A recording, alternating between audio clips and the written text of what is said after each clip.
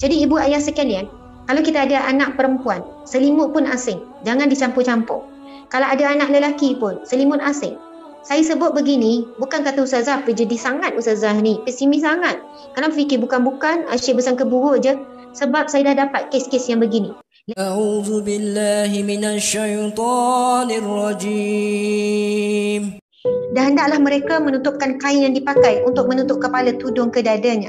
Dan janganlah menampakkan perhiasannya kecuali kepada suami mereka. Subhanallah. Pertama, perkataan di situ kita dapati iaitu menutupkan kain yang dipakai untuk menutup kepala tudung ke dadanya, kan, kepala sehinggalah ke dadanya, dan janganlah menampakkan perhiasannya kecuali kepada suami mereka.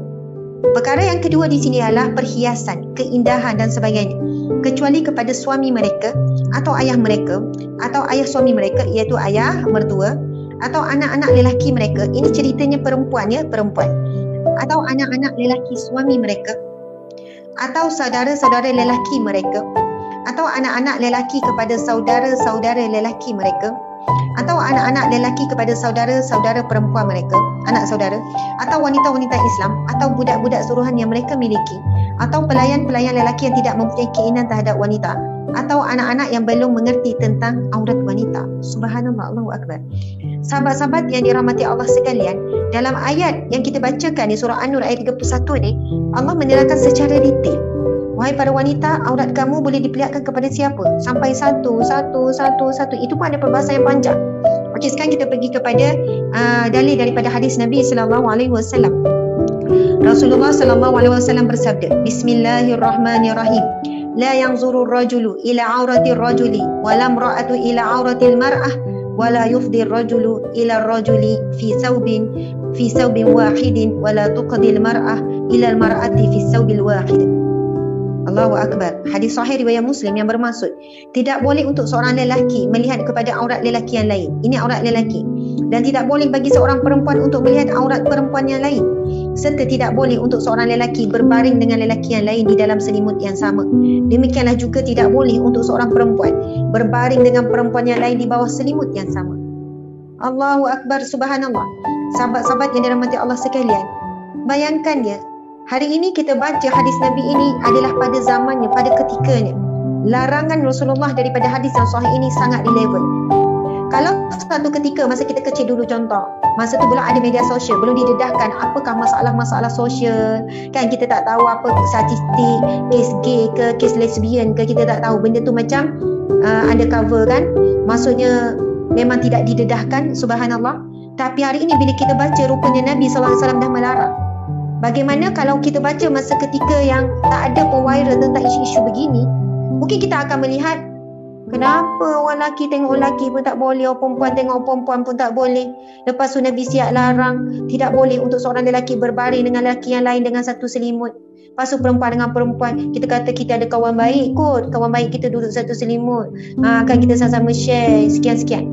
Rupanya itulah agama Islam yang sempurna, yang indah, yang memahami kelemahan manusia. Agama Islam kita tahu adalah agama yang diciptakan oleh Allah sekalian alam, Tuhan sekalian alam.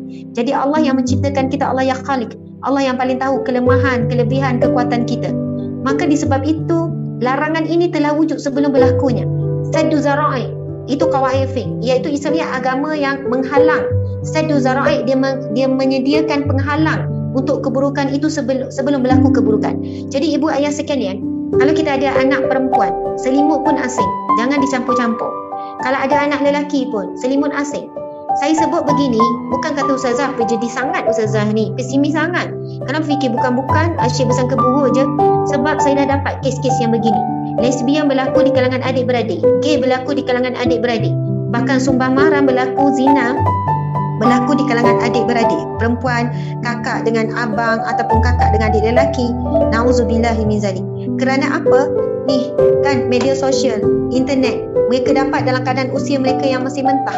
Akhirnya mereka tak kuat untuk menghadapi godaan tu. Sama-sama tengok video lucah, sama-sama terangsang.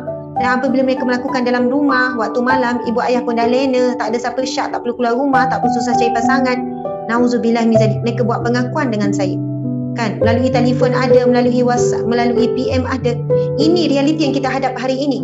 Jadi sebab itu ibu ayah sekalian, anak lelaki, anak perempuan, walau bagaimanapun perlu diasingkan. Kalau rumah tu tak ada macam mana pun, wajib binalah macam mana penghadang bila nak tidur dan sebagainya. Dan ibu ayah tolonglah berhati-hati. Bukan kita ni bersangka buruk, tapi istilahnya berhati-hati. Pada waktu malam sekali-sekala pergi tengok, pukul 2, pukul 3 kan, terkejut tu bangun pergi tengok. Dan pastikan bilik anak perempuan mesti dikunci. Kita pun ada kunci supaya kita boleh survey dia buat apa tengah malam. Tapi mesti ada kunci untuk dia tak berlaku apa-apa keburukan dan sebagainya. Nauzubillah. Saya dapat banyak kes, tuan-tuan perempuan saya kalian, kes cabul abang terhadap adik. Saya dapat banyak kes, bukan sikit. Kes cabul abang terhadap adik, walaupun tak sampai rogol, tapi pencabulan itu telah memberi impak yang sangat dahsyat. Mereka yang buat pengakuan bagaimana hidup dia gelap, hidup dia rasa kotor dan sebagainya. Dia dicabut waktu malam oleh abang, oleh adik lelaki, oleh ayah dan sebagainya. Sebab itu, berhati-hati ini adalah satu sifat orang mukmin, sifat orang soleh. Kerana bukan kerana kita bersangka buruk. Abang, gini anak kita kena kunci tu. Bukan bersangka buruk pada anak. Kau ni tak percaya anak. Tak, itu perintah Islam untuk kita berhati-hati dan menghalang sesuatu sebelum ia berlaku. Jadi tengok seperti mana yang hadis Nabi sebut ni, sahabat-sahabat sekalian, jelas. Nabi sebut tidak boleh. Dik, kamu ambil kursi lah, Dik. Tidak boleh untuk seorang lelaki melihat kepada orang lelaki yang lain, dan tidak boleh bagi seorang perempuan untuk melihat orang perempuan yang lain, serta tidak boleh untuk seorang lelaki berbaring dengan lelaki yang lain di dalam selimut yang sama. Demikian juga tidak boleh untuk seorang perempuan berbaring dengan perempuan yang lain di bawah selimut yang sama. Subhanallah.